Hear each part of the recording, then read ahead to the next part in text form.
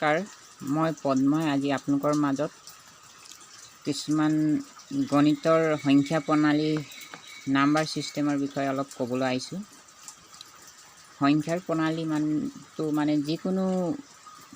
TET exam হওক বা চৰকাৰী যিকোনো এক্সামতে এনেকুৱা ধৰণৰ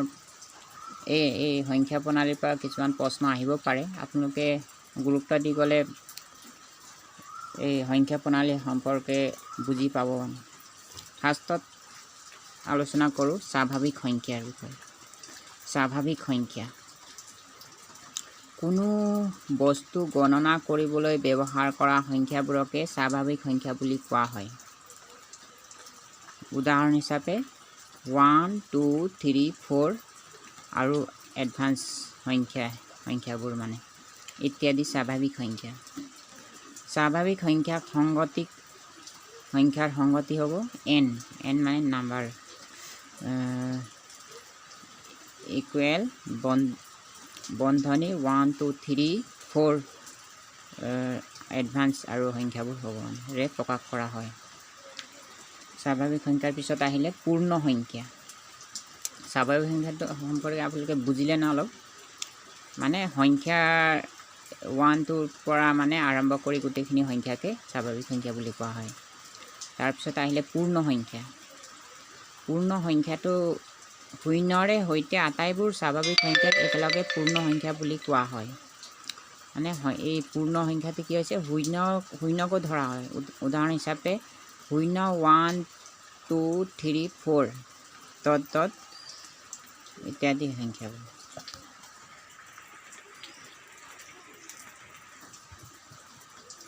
পূৰ্ণ সংখ্যাক সংগতি হ'ল W মানে হোল নাম্বাৰ, W ইকুৱেল বন্ধনী 0, 1, 2, 3, 4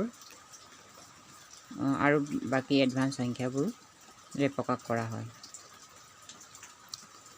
পূৰ্ণ সংখ্যাটো বুজি পালে না আপুনি? স্বাভাৱিক সংখ্যাৰ লেখীয়া কিন্তু শূন্যটোকো ধৰা হয়। পূৰ্ণ সংখ্যাত কি ধৰা হয়, শূন্যকো ধৰা হয়। পূৰ্ণ সংখ্যাৰ সংগতিটো আপুনি বুজিলে না? W দি পিনি এই শূন্যকো ধৰি বন্ধনীত দি পিনি বাকী সংখ্যাবোৰ ধৰা হয় পূৰ্ণ সংখ্যাৰ সংগতিটো। তাৰপিছত আহিলে অখণ্ড সংখ্যা। অখণ্ড সংখ্যাটো কি হ'ব, 0, 1, 2, 3, 4, 5 বাকী সংখ্যাবোৰ আৰু ঋণাত্মক চিহ্নযুক্ত সংখ্যাবোৰ হৈছে উদাহৰণ হিচাপে -1, -2, -3, -4, -5 ইত্যাদি সংখ্যাবোৰক একেলগে অখণ্ড সংখ্যা বুলি কোৱা হয়।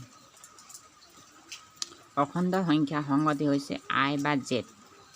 বা জেডেৰে অখণ্ড সংখ্যাটো প্ৰকাশ কৰা হয়। ইকুৱেল বন্ধনী 0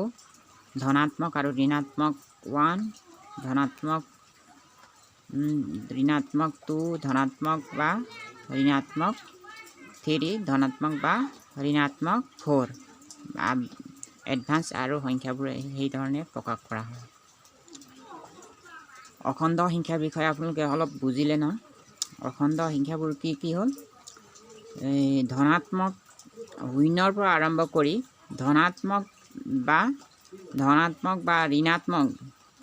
সংখ্যাবোৰ গোটেই সংখ্যাবোৰকে অখণ্ড সংখ্যা বুলি কোৱা হয়। অখণ্ড সংখ্যাৰ সংগতিটো বুজিলে না? I বা Z সমান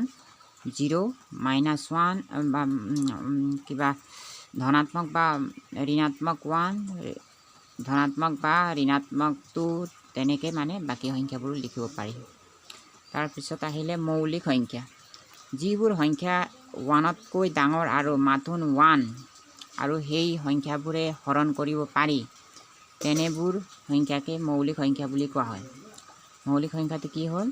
যিবোৰ সংখ্যা 1তকৈ ডাঙৰ হ'ব লাগিব আৰু মাথোন 1 আৰু সেই সংখ্যাটোৰে হৰণ কৰিব পাৰি। মৌলিক সংখ্যাটো কেনেকুৱা হ'ব লাগিব, 1তকৈ ডাঙৰ হ'ব লাগিব আৰু হৰণ কৰোঁতে কি হ'ব লাগিব, 1 আৰু সেই সংখ্যাটোৱে হৰণ কৰিব পাৰে। যিটো সংখ্যা হয় মৌলিক সংখ্যা 1 আৰু সেই সংখ্যাটোৱে হৰণ কৰিব পাৰিব লাগিব আৰু 1তকৈ ডাঙৰ হ'ব লাগিব তেনেবোৰ সংখ্যাকে মৌলিক সংখ্যা বুলি কোৱা হয় যেনে উদাহৰণ হিচাপে 2 3 5 7 11 13 17 19 আৰু বাকি সংখ্যাবোৰ মৌলিক সংখ্যা বুলি ক'লে বুজি পালে না আপোনালোকক মানে এই যিবোৰ সংখ্যাক মানে হৰণ কৰোঁতে মানে যেনেবা 2 কেতিয়া হৰণ কৰিবলৈ আমি 2 পাৰোঁ তাৰপিছত 1 পাৰোঁ মানে সংখ্যাটো সেই সংখ্যা আৰু 1ৰ পৰা হৰণ কৰিব পাৰি মানে আৰু সংখ্যাটো 1তকৈ ডাঙৰ হ'ব লাগিব ঠিক এই ধৰণে আমি ধৰিলোঁ 19 বা 19টো এতিয়া হৰণ কৰিবলৈ যাওঁতে আমি 1 আৰু 19 মাত্ৰ হৰণ কৰিব পাৰি এনেবোৰ সংখ্যাই হ'ল মৌলিক সংখ্যা আপোনালোকে নিশ্চয় মৌলিক সংখ্যাৰ বিষয়ে বুজি পালে তাৰপিছত আহিলে যৌগিক সংখ্যা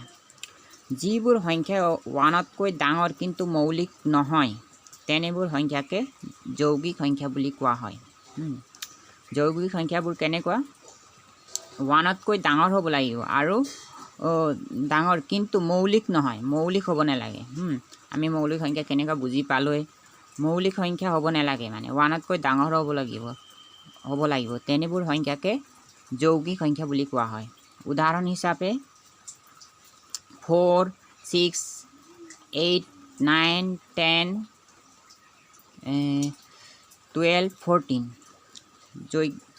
ইত্যাদি ইয়াতকৈ আৰু সংখ্যা বাকি সংখ্যাবোৰ মানে যৌগিক সংখ্যাবোৰো আপোনালোকে বুজি পালে সংখ্যাটো 1তকৈ ডাঙৰ হ'ব লাগিব কিন্তু মৌলিক হ'ব নালাগিব মৌলিক সংখ্যাৰ বিষয়টো বুজি পালে এই যৌগিক সংখ্যাটো মানে তেনেকুৱা হ'ব লাগিব মানে 1তকৈ ডাঙৰ হ'ব লাগিব কিন্তু মৌলিক হ'ব নালাগিব মানে মৌলিক মানে এই সংখ্যাটোক হৰণ কৰিবলৈ সেই সংখ্যাটো আৰু বাকি সংখ্যাবোৰে হৰণ কৰিব পাৰিব লাগিব তেতিয়াই সেই সংখ্যাটো যৌগিক সংখ্যা হ'ব উদাহৰণ হিচাপে 4 6 8 9 10 12 14 এতিয়া উদাহৰণ হিচাপে আমি 14কে ধৰিছোঁ 14টো এতিয়া আমি কি হৰণ কৰিব পাৰোঁ 2 আৰু 7 হৰণ কৰিব পাৰোঁ সেই সংখ্যাটোৰ লগতে এতিয়া 14ক মৌলিক হ'লে কিন্তু আমি ইয়াক কি কৰিব নোৱাৰিলোহেঁতেন বাকি সংখ্যাই হৰণ কৰিব নোৱাৰিলোহেঁতেন আপোনালোকে নিশ্চয় যৌগিক সংখ্যাৰ বিষয়ে বুজি পালে তাৰপিছত আহিলে যুগ্ম সংখ্যা যিবোৰ অখণ্ড সংখ্যা যিবোৰ অখণ্ড সংখ্যাক 2ৰে হৰণ কৰিব পাৰি তেনেবোৰ অখণ্ড সংখ্যাকে যুগ্ম সংখ্যা বুলি কোৱা হয় আমি ওপৰত পাইছিলোঁ মানে অখণ্ড সংখ্যাবোৰ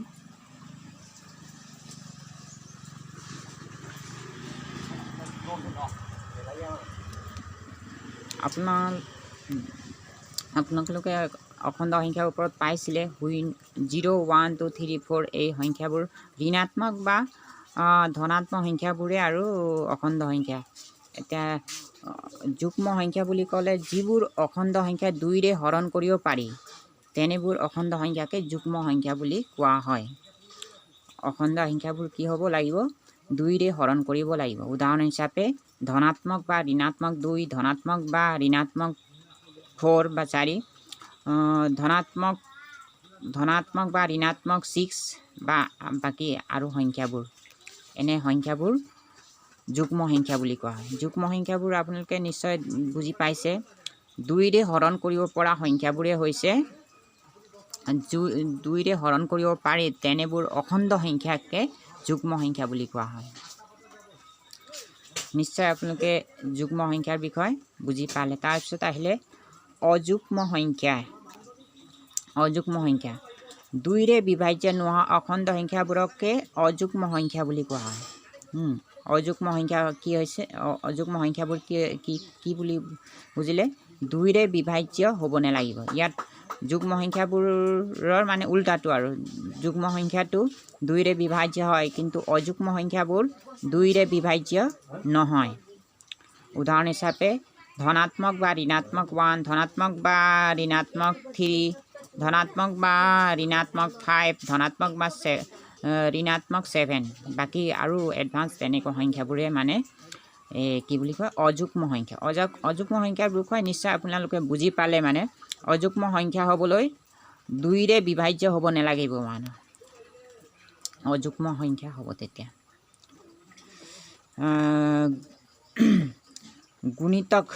গুণিতকৰ বিষয়ে এতিয়া মই কমগে চাই লওক গুণিতক পুনতে 2 সংখ্যাটো লোৱা যাওক 2 সংখ্যাটো ললো 2 × 1 সমান 2 1ৰ পৰা ইনটু কৰিলে 2 হ'ল 2 ইনটু কৰিলে 4 হ'ল 2 3 ইনটু কৰি 6 হ'ল 2 4 ইনটু কৰি 8 হ'ল ইত্যাদি এনেকে ইয়াত 2 4 6 8 ইত্যাদি সংখ্যাবোৰ হ'ব 2ৰ গুণিতক এই সংখ্যাবোৰ হ'ব 2 4 6 8 এই সংখ্যাবোৰ হৈছে কিহৰ 2ৰ গুণিতক মানে কোনো এটা সংখ্যাৰ মানে পূৰণফলটোৱে হ'ল গুণিতক এনেধৰণে 5 10 15 20 25 ইত্যাদি সংখ্যাবোৰ 5ৰ গুণিতক হ'ব মানে